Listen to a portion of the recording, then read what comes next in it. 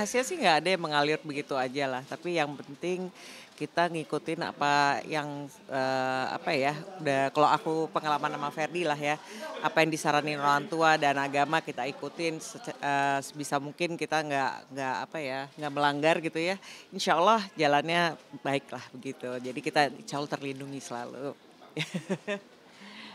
Tapi kan menikahnya usia sangat muda ya. Iya, Heeh. 20 dan 21 betul. tahun. Apa sih keputusan yang pasti memutuskan untuk menikah dulu Mas? Jadi waktu memutuskan itu, saya sih ngerasa bahwa udah cocok gitu ya. Terus udah gitu, memang awalnya, kita tadinya niatnya untuk tunangan, tapi terus pas saat lamaran, ngelamar ke orang tuanya Vina disampaikan bahwa sebaiknya menikah saja. Ya udah bismillah lah kita jalani karena saya udah ngerasa cocok dan saya udah ngerasa serak. Ya kita mulai segala sesuatunya bener-bener dari awal ya, dari usia muda banget, banyak hal yang harus kita pelajari sama-sama, kita mulai segala sesuatunya bareng. Jadi ya start early lah untuk semuanya, baik nikahnya, punya anak dan lain sebagainya. Ini dari punya anak sendiri kan di usia yang muda ya. Ya. Kalau sekarang mental breakdown dan baby blues dulu sempat ngalamin itu nggak sih? Iya, gitu deh. Mungkin cuman dulu belum ngerti istilah-istilah seperti itu ya, dan mungkin justru karena kita, juga nggak terlalu terpapar dengan wah mental breakdown apa-apa, tapi ya kita jalanin aja dan alhamdulillah lah ya seperti yang saya selalu bilang kita dapat, support system yang bagus dari keluarga kita dua-duanya. Jadi itu ternyata sangat membantu banget perjalanan pernikahan, aku dan Ferdi terutama waktu di awal-awal, support orang tua, saudara, keluarga itu luar biasa banget gitu. Karena memiliki anak pertama dari mulai hamil sampai dengan melahirkan, saya rasa nggak usia berapapun itu adalah bukan hal yang mudah gitu. Pasti butuh penyesuaian yang dari tadinya kita berdua saling menyesuaikan, nggak lama setelah itu ada anak lagi. Jadi ya hal seperti itu, kalau kita tidak saling ngisi, saling dukung, plus tadi yang Vina bilang support dari keluarga ya, tidak akan terasa mudah dan gampang untuk dijalaninya gitu. Anaknya kan sudah 3 ya. 3, Betul. Jadi pasti memiliki karakteristik yang beda-beda. betul. Ada cara parentingnya beda-beda juga nggak? Eee, dan kebetulan ya memang selain 3 anakku tuh bedanya jauh-jauh banget. Yang pertama hampir, 29 tahun, yang kedua 22, yang ketiga 11 tahun. Jadi bukan saja cara parenting-nya, ngadepinnya juga harus berbeda karena sangat jauh berbeda di era yang berbeda juga kan gitu. Jadi ya kalau dibilang gimana, pendekatannya sama yang pasti, pendekatannya sama tapi memang balik lagi ke anaknya karakternya gimana. Dan mereka besar di saat yang seperti apa gitu ya. Mungkin, challenge yang mereka hadapin tuh pasti akan berbeda-beda antara kakaknya sama adiknya tuh udah berbeda banget dari sekolahnya, lingkungannya. Kita adaptasi aja lah sebagai orang tua gimana gitu. Soalnya kamu anak pertama Farah. Betul. Mhm. Kak Farah sendiri kan kuliahnya di luar negeri. Betul. Kalian sendiri ngasih kebebasannya gimana? Controllingnya gimana? Jadi kita seperti tadi Vina bilang ya bahwa setiap anak tuh punya karakter sama kepribadian yang berbeda-beda. Farah, saya melihat dia punya tanggung jawab, responsibility yang begitu baik. Jadi waktu dia memutuskan, kita lah bersama memutuskan untuk akhirnya kuliah ke luar negeri, ya akhirnya kita support gitu. Sampai akhirnya selesai kuliah, balik lagi di sini kerja, kemarin baru berangkat lagi kuliah. Sekarang alhamdulillah selesai sudah kuliahnya dan sekarang sudah kerja di luar negeri juga, nggak di Indonesia. Ya kita kasih kebebasan karena kan masa depan ya miliknya dia gitu. Kita sebagai orang tua hanya bisa memberikan dukungan dan juga arahan, tapi keputusan sudah kembali di anaknya itu sendiri karena usianya kan sudah dewasa gitu.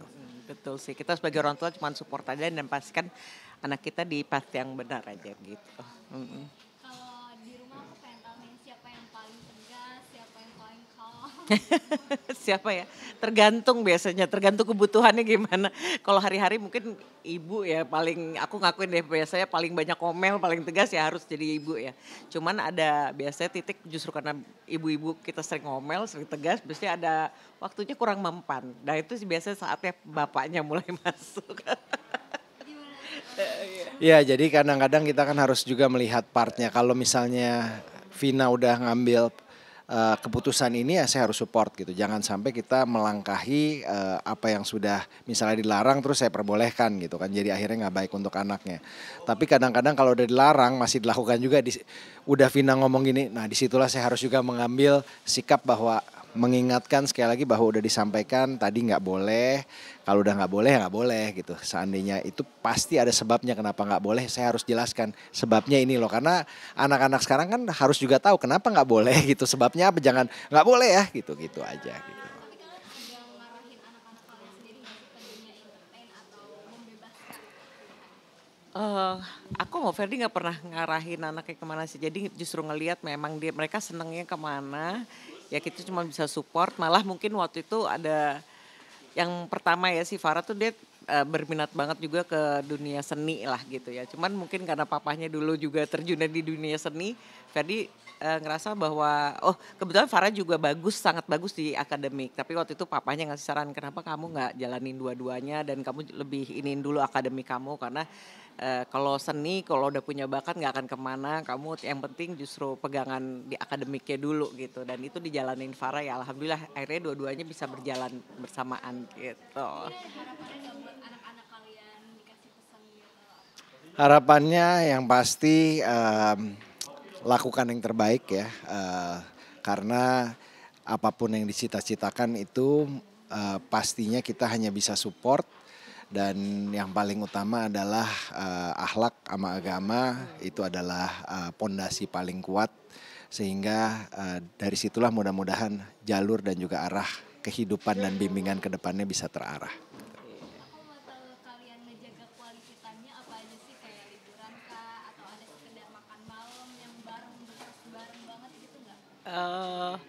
Apa ya, kalau liburan memang itu salah satu aktivitas kita sekeluarga yang paling paling ditunggu-tunggu ya. Memang kita berlima kayaknya semuanya senang banget liburan tuh alhamdulillah. Tapi ada satu juga momen kalau di rumah tuh yang pasti tuh tiap hari kita biasanya Ferdi sholat subuh berjamaah.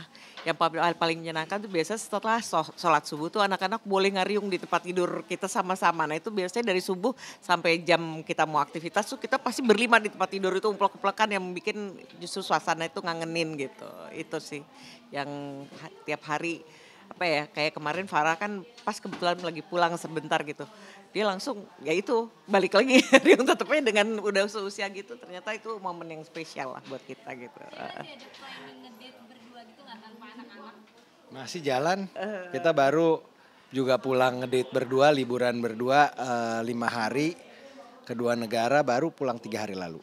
Dan terakhir nih, kalau misalnya kalian bisa menyapa diri kalian di umur yang 20 tahunan, kalian mau bilang apa?